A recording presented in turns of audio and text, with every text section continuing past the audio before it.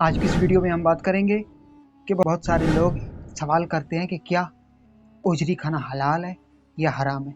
तो आज की इस वीडियो में आपको डिटेल से बताऊंगा कि क्या ओजरी हलाल है हमारे लिए या हराम है।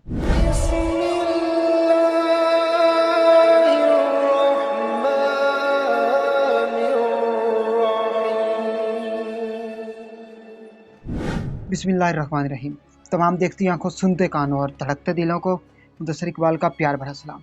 आप देख रहे हैं हमारा यूट्यूब चैनल इस्लाम की बात, और आज की इस वीडियो में हम बात करेंगे कि बहुत सारे लोग सवाल पूछते हैं कि क्या उजरी खाना हलाल है या हराम। तो मैं आपको बताता चलूँ कि ये जो जानवर की ओजड़ी होती है ना, वो क्यों लोग उसको ऐसे देखते कि जैसे वो एक हराम चीज़ है। वो हराम चीज़ नहीं है। आप हुक्मा हजरात से पूछिए तो उसके इतने फ़ायदे हैं कि आप गिन नहीं सकते।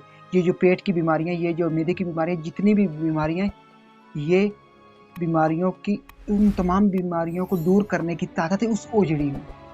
तो जो लोग वो ओजड़ी खाते हैं वो सेहतमंद रहते हैं। उनको पेट की कभी कोई बीमारी नहीं होती, उनको कभी मैदे की कोई बीमारी नहीं होती।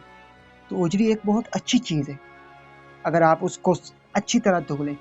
उसमें कोई शक नहीं कि उसमें गंदगी होती है, उसमें गंदगी होती है, लेकिन किसी जानवर को ज़िबा किया हो तो जानवर के गोश्त से वो जब अलहदा की जाती है पेट चाक करके, तो उसको अलहदा करके, उसको खोल कर उसके अंदर जो भी वो मवाद होता है तो उसको बाहर निकाल कर फेंक कर अच्छी तरह धो लें। वो जो उसकी तहें होती हैं, जिल्दें वगैरह होती हैं, तो वो उसको उतार दें, बाकी खा लें। बाकी उसमें अल्लाह पाक ने बहुत सारी ताकतें ऐसी रखी हैं कि जो हमारे पेट को कभी ख़राब नहीं होने देती, हमारे मैदे को कोई भी ऐसी बीमारी मैदे की नहीं लगने देती। तो अल्लाह पाक ने उसमें बहुत ज़्यादा शिफा रखी, वो खा लेनी चाहिए। हुक्मा हजरात कहते हैं कि खा लें। मैं उम्मीद करता हूँ कि आज की वीडियो आपको पसंद आई होगी। अगर आज की वीडियो पसंद आए तो वीडियो को लाइक कर दें और चैनल को सब्सक्राइब कर दें। इस वीडियो को ज़्यादा से ज़्यादा अपने दोस्तों के साथ, फैमिली मेम्बर के साथ और मुसलमान बहन भाइयों के साथ ज़रूर शेयर कीजिएगा। अगर आप ये वीडियो शेयर करेंगे तो लोगों तक पहुँच जाएगा इस बात का इल्म, इसका नॉलेज, और बहुत सारे लोग जो सवाल करते हैं उन तक भी उनके सवाल का जवाब पहुँच जाएगा कि क्या ओजड़ी खाना हलाल है या हराम। ओजड़ी खाना कोई हराम नहीं है।